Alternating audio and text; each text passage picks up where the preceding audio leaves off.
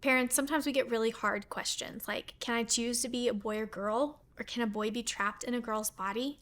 And we think God has a lot to say in his word about this. When we are approached with questions like that, the first thing we want to do is go to Genesis chapter 1. And when we look at Genesis chapter 1, we see this notion of creation order.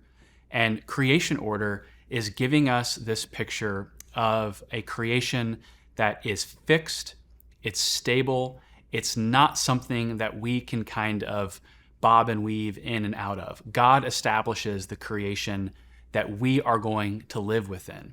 One of the things that God does in Genesis chapter 1 is establish right from the outset that there is this species called male and female. And being male and female has a special task tied to it, which is to be fruitful, to exercise dominion, and to multiply. But when God makes us males and females, that's fundamentally an embodied reality. It means it's a physical reality. It means it's something that is evident down to the level of our genetics, down to the level of our chromosomes. And so our world is telling us that we can trust ourselves, we can trust our psychology, but that's something that's subjective. We need something that's objective, something that's outside of us. And that's why we need an authoritative word from Scripture. And when we look at Scripture, again, we see this notion of creation order, that God's design is good, it's objective, and it's immutable, meaning that we cannot become male or female based on our choice. It's something that we recognize as a good gift from God. If I were to talk to my 5-year-old daughter about this, I wouldn't necessarily use the word gender.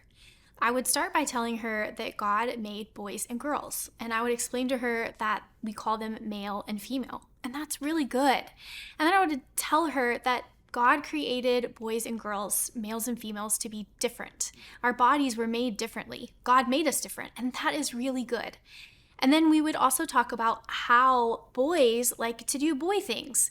Boys typically like to play with trucks and trains and build things and hunt and play with guns.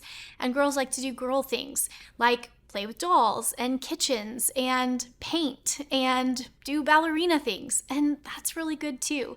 And maybe boys might like to play with kitchens and dolls. And maybe girls might like to play with trains and trucks. And if a boy plays with a girl thing, that doesn't make him a girl. And if a girl plays with a boy thing, that doesn't make him a boy. We can't change how God made us. And that's really good too. If you have an older child who might be struggling with feelings that they may be trapped in a different kind of body, I would encourage you to stick with them, because we've had parents of older children tell us that they really will come back.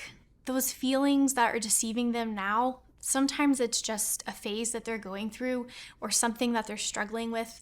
When their mind and their body are at odds with each other, they just really need equal measures of truth and grace. And as parents, we need to pray for them, love them, be with them, and stay with them through those hard times. So parents, don't give up. We live in a really challenging world, but God has equipped us with His word.